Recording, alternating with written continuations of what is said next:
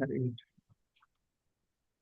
ज्ञानतिमिरान्धस्य ज्ञानाञ्जनशलाकया चक्षुरुन्मीलितं येन तस्मै श्रीगुरवे Hare Krishna. So we'll continue our discussion. This is very important chapters for us to understand because we are discussing on the topic of meditation. We will be continuing some more things on meditation. Before just we were discussing yesterday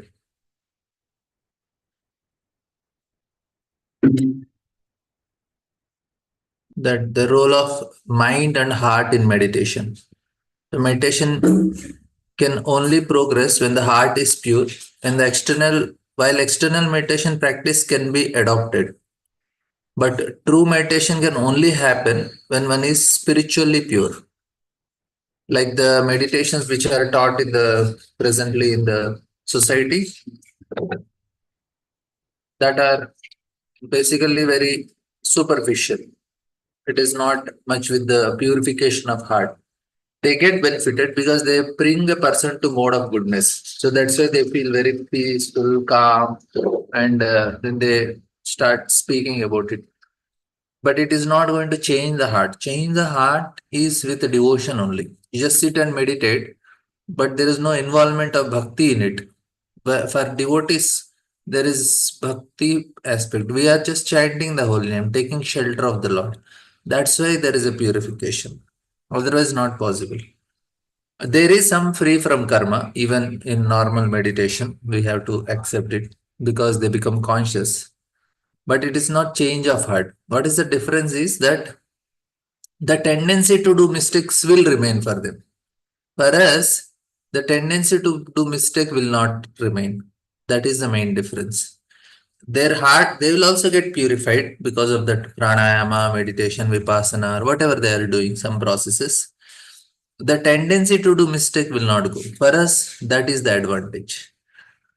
That is such a big advantage because I clean myself. I am very fresh. I took bath. Again, I am like going outside. Manne kunjara sauchavat. That's what Parikshit Maharaj said. It's a taking elephant bath. It comes and puts the mud again on the body. That is the tendency does not go. For us, our tendency goes. Advantage we have. So it is said, that's why it is said even if one is not at pure, perfectly pure, a certain level of meditation can still be practiced at various stages of spiritual growth. For us, that is. The key is to focus and gradually purify the mind and heart. Oh, I will share the notes here. And then we discuss this distinction between Vaishnava meditation and other practices. And again, I'll read because this we have to again and again meditate on this more and more. It will be very helpful. In Vaishnava meditation, the practitioner assumes the role of an observer. And why I am telling it again? Because it will be deleted from our memory. I want to drive the point home again. This position is the synonymous with humility. Where humble means we are accepting the will of Lord, acknowledging that reality is not shaped solely by the mind or ego, but through our relationship with the divine and the world around us. The mind's role is to observe and to manipulate, enabling deeper interactions with reality. This meditation requires an understanding that the mind can affect the world, and it is our responsibility to purify our heart and mind for spiritual progress. And it is our responsibility to purify the our heart and mind. So our responsibility in the sense we make an endeavor, conscious endeavor to connect with the Lord. And then we are discussing the heart is with desires, mind is with impressions. So these are the things. And the power of desire and emotions we have discussed yesterday. Now the role of Shraddha and Ruchi in meditation, that also I discussed yesterday. So how important it is to have emotions. Wherever the deep emotions that causes impression. So karma is also found like that. Whichever activity I have emotionally got involved, that creates karma for us. No emotional involvement, no impressions. Why childhood is very impressive, they say, right? Because they are very emotional children. They don't have buddhi that time. They're only manas. So manas is all impressions. When you use buddhi, impressions don't come. That's why when you are watching a movie, if you use your buddhi, you cannot enjoy the movie. You have to be emotionally involved to enjoy a movie. Like if it's use buddhi, then if a person is beating 100 people, with buddhi, you will comprehend. So is it possible? How can he beat? I know he'll get stabbed and he'll get shot, still he's fighting. So then you'll not enjoy. You say, oh, this is just action. You will not enjoy it. But you just put your buddhi, park at the garage and then enter into a theater. Then there is an enjoyment, right? But that means emotions are needed for enjoyment. Here, we need emotions to practice spirituality also. That is very important. We have to be emotionally involved with Krishna, devotees. And why the risk is there with emotions is when you get emotional involved, it will break the heart. There is a pain. That's why Mayavadis and impersonation, they're so very fearful of putting emotions anywhere. They just try to evaporate all the emotions. We evaporate our emotions for material things, but when it comes to spiritual things, we put all our emotions. Vrindavan Dham, Hari Bol, like that. Mayapur, we want to give full emotions in Mayapur, full emotions to festivals and temples and deities. So there we putting our emotions will not cause any problem because they are eternal things. In the material world, we put our emotions or give heart, so it's a dangerous place.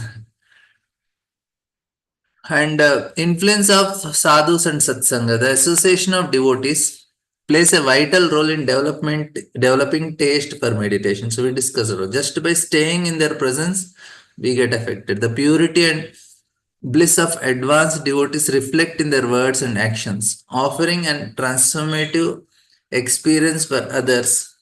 Even by just being in their presence, devotees feel the purity of their heart and subtle bliss they experience. This energy is contagious and helps purify the heart of less advanced practitioners.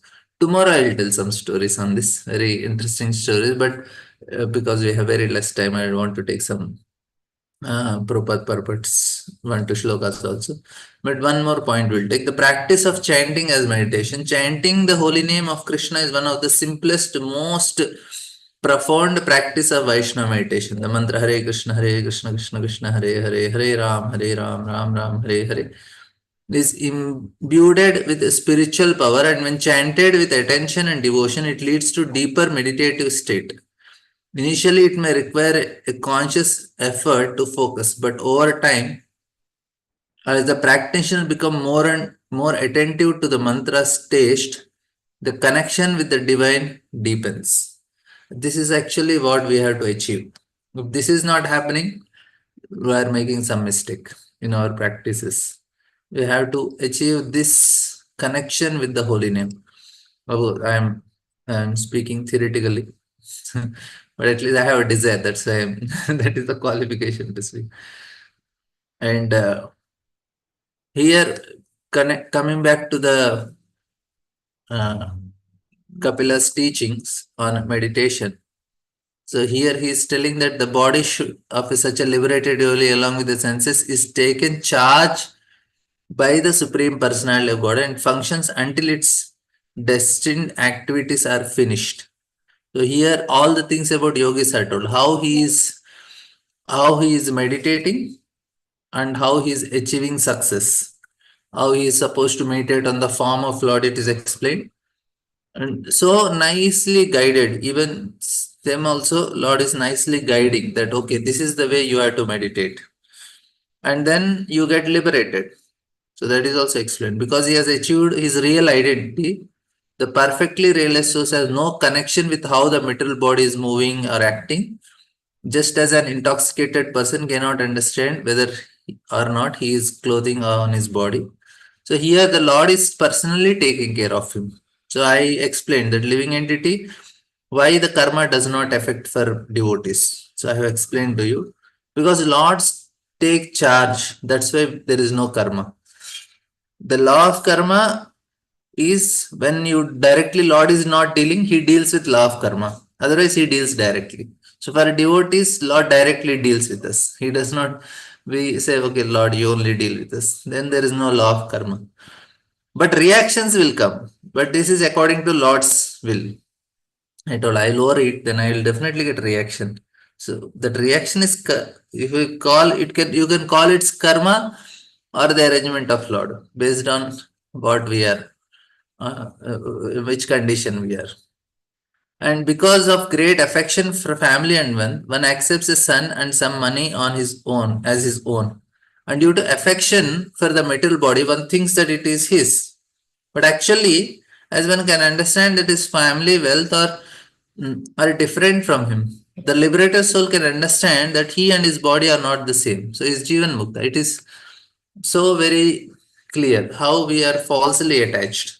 But for him, no, he can see, okay, this is the body.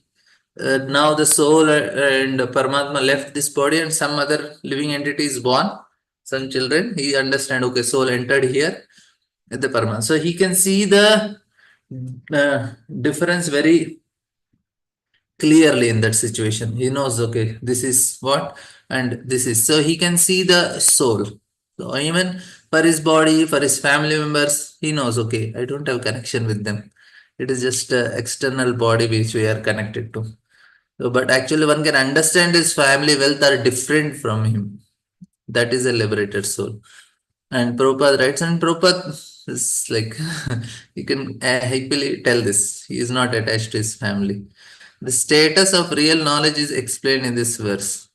There are many children, but we accept some children are our sons and daughters because of our affection for them. Although we know very well that these children are different from us. Similarly, because of great affection for money, we accept some amount of wealth in the bank as ours. In the same way, we claim that body is ours because of affection for it. I say this is that it is my body. I then expand that possessive concept and say it is my hand, my leg, and further it is my bank balance, my son, my daughter. But actually, I know that the son and money are separate from me. Then where is the connection comes, the ego connects. As such, they are separate. Now, that my house is separate, my car is separate from me, all are separate from me. But the connection point is the ego. It is the same with the body. I am separate from my body. It is a question of understanding. The proper understanding is called Prati Buddha. By obtaining knowledge in devotional service or Krishna consciousness, one can become a liberated soul. Yatolmukhat vishplunankat धूमाद्वापि स्वसंभवात् अपि आत्मै वेनाभिमतात् या यथाग्नि प्रतकुल्मुखात्. The blazing fire is different from the flames, from the sparks and from the smoke, although all are intimately connected because they are born from the same blazing wood. Although, Prabhupada is writing, the blazing firewood, the sparks, the smoke and flame cannot stay apart because each of them is part and parcel of fire. Still, they are different from one another. A less intelligent person accepts the smoke as fire, although fire and smoke are completely different. The heat and light of the fire are separate, although one cannot differentiate fire from the heat and light. So, the example is given to make us things very clear. This is important for us to. Many times it is told, why you are not the body, spirit, soul, you are not the body, spirit, soul. Why it is told so many times? Because we forget it.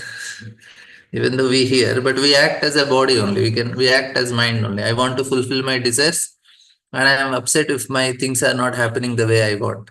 Where is the pain for us? Pain is in the mind only. Because things don't happen our way, that is cause of pain. We identify ourselves so much with mind, that's why we get pain. Otherwise, there is no pain. Liberated soul, you don't experience pain because you don't have anything to do with mind. It says, okay, let things don't happen my way. If I wanted to make some food item and it didn't happen, some other prasadam is made. So I am upset. Where is that upset coming from? From the mind. If I want it in a particular way, like children, they are particular the dress. Mother says, okay, we have to go for a party. Children say, I'll wear that dress. Mother says, no, that is not good. You wear this. Children say, no, that only. Now, why? And now they start crying. No, I want to wear that dress. I want to wear these shoes. Why they are crying? Because they identify with the desire. That's why they cry. And elderly people, they don't cry, but they cry internally. They don't cry outside, but they also cry inside. I want this, I want that dress. Now, when we look back, we say, why did I cry for that shoes? Why did I cry for that dress? It is so silly. And then when we get liberated, then we'll also think, "Arey, why did I cry for my house, car, property? I was so silly. Why did I cry for all these things? It does not make sense. Once we get elevated in our consciousness, unfortunately, what happens now after age of 20, we stop changing the consciousness. Our consciousness grows. We have opportunity to grow our consciousness, but after 20, we stop growing it. Till 20, 25 maybe, we have a question. We always question why. After some time, no, we don't get proper answers, then we stop questioning. Then there is growth stops, consciousness wise.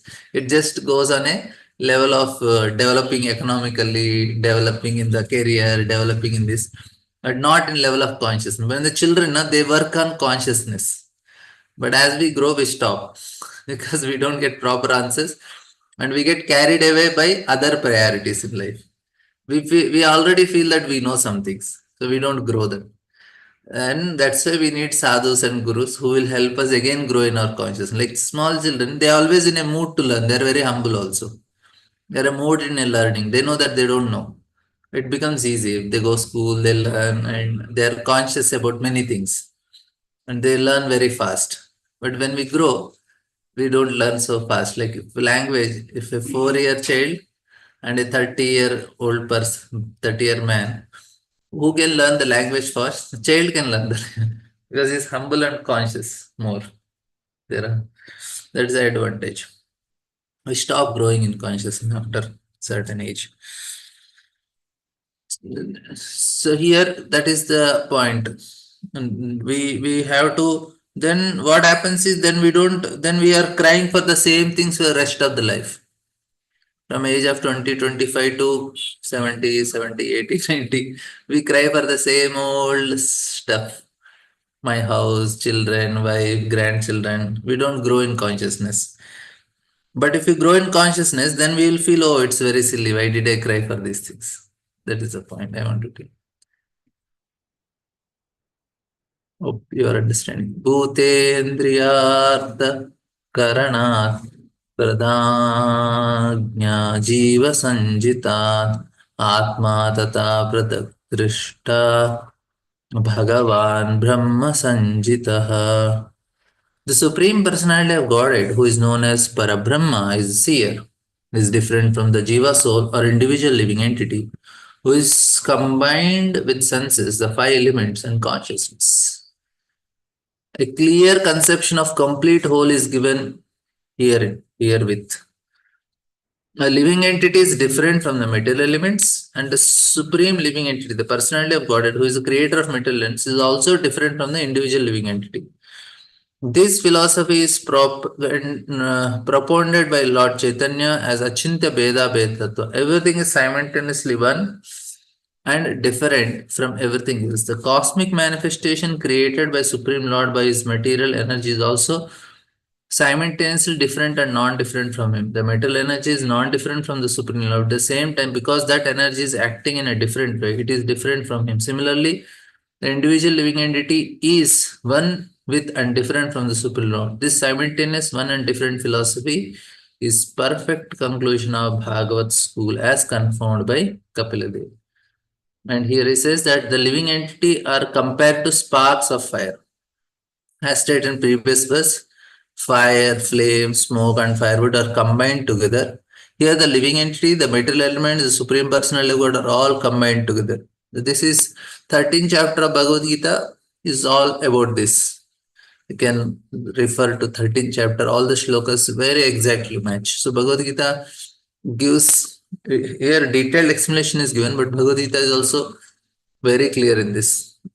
The except exact position of the living entity, just like that the sparks of a fire, they are part and parcels. The material energy is compared to smoke. The fire is also part and parcel of the Supreme Lord. In the Vishnu Purana, it is said that whatever we can see or experience, either in the material or spiritual world, is an expansion of different energies of Supreme Lord. As fire distributes its light and fire from one place, the Supreme Personality of God distributes his different energies all over his creation. The four principles of Vaishnava philosophy doctrine are Shuddha Advaita, purified oneness; Dvaita Advaita, simultaneous oneness and different; Vishishta Advaita, this is for Ramanujacharya; Vishishta Advaita is Madhvacharya; Dvaita Advaita, I think Vallabhacharya, and Shuddha Advaita is this is for Limbarka Swami. So I'm not clear about first two, but Vishishta Advaita is Ramanujacharya, Dvaita is Madhvacharya. All four principles of Vaishnava philosophy are based on the thesis of Srimad Bhagavatam explained in these two verses. So just a few, but we will do it tomorrow. Any questions, comments? Okay, thank you all very much.